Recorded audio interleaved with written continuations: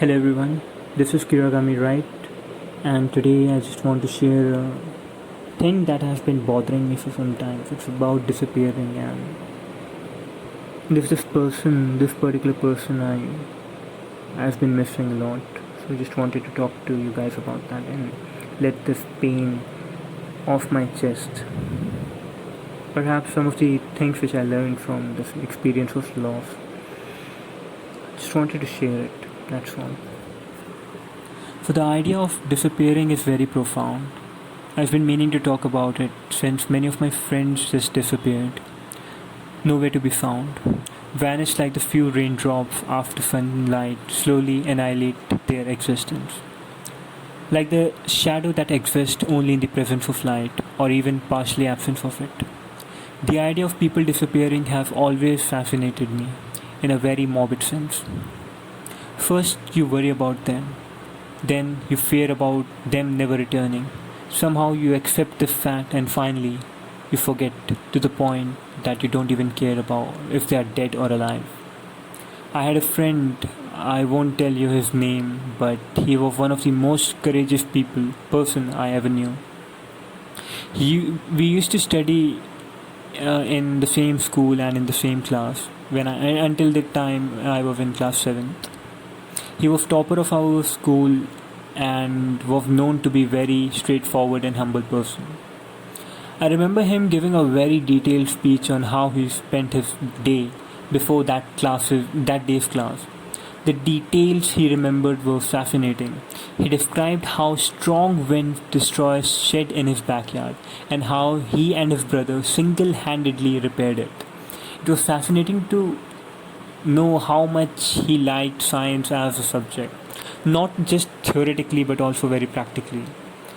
I remember we tried to fix a desk in our school which had a few loose screws, and I remember bringing a screwdriver and together we repaired it in the morning before the class actually started. Passionate, ambitious, and a true fighter. That's who he was. In 2018, I was going through my contact and I saw his name.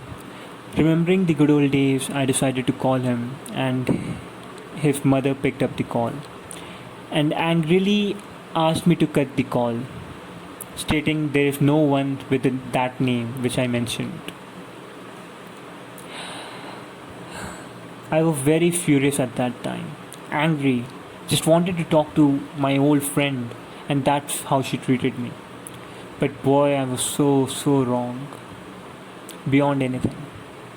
After searching a little more detailed about it, I just came to realize all she wanted to do was cherish last moments with him, with her, with her son, and that's all.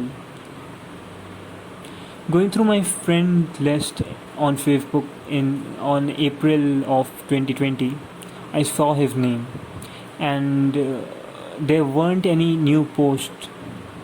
I decided to search a little more. Opened his mother's account, and it was filled with sad quotes and posts. And she stated that she has lost the love of her life, and she's nothing but a very unfortunate mother. I got an idea of what has happened. I opened my friend's profile again, and there it was. In the about section, his date of birth and date of demise were mentioned. I was shocked beyond anything. After searching a little more about this, I came to know he had a bone marrow transplant, which was initially successful but later showed returning signs. His brother was the one who donated the a bone marrow particle, and that's how the operation was initially successful. From what I could gather, he was a real fighter who fought till his dying breath, posting pictures with his brother and how grateful he is to be alive. His love for his mother, which was true and beyond my comprehension. The bond he shared with life. The beautiful life was taken away. It was just so unfair, and it didn't make any sense to me. How can a person so passionate, so young, so dedicated, and so full of life just die like that? That was utterly disappointing.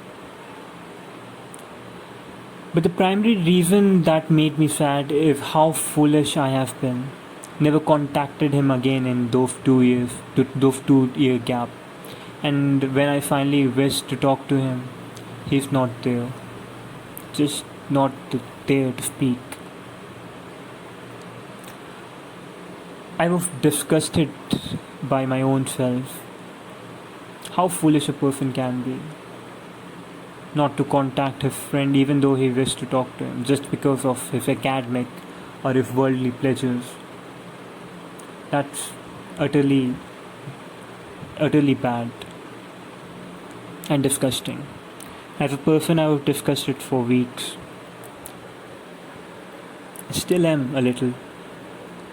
To not understand or to make assumptions that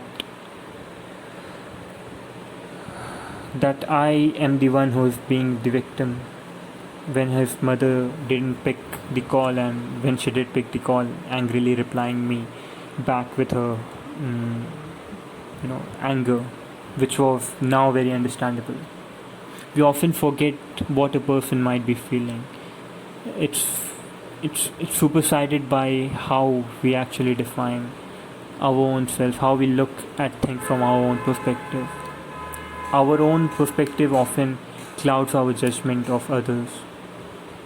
So taking assumptions, I think, is one of the greatest sins I've ever committed, especially in this case. So again, the main reason for making this small audio clip, or you can call it, I don't know what I just wanted to get this word out there. I just want him to live forever as a part of people whom he knew. Just want him to be alive. I know he has passed away, but I just want him to be alive in the people he knew. I want to be as lively as he is, as kind as he was, as beautiful as he was, and as smart and intelligent, and how much he appreciated his life. And I want to be like a fighter. I want to be a fighter like him. That's the only way a person can live forever. People like Mahatma Gandhi and all those great people who died, people don't remember them physically, but only through their thoughts and their actions. I want my friend to be remembered in the same way, in the similar sense. Even if I have to change as a person, I would do that only for him. Just to be a little, just to have some essence of him in my own self, in my own personality. Perhaps to remember him every day.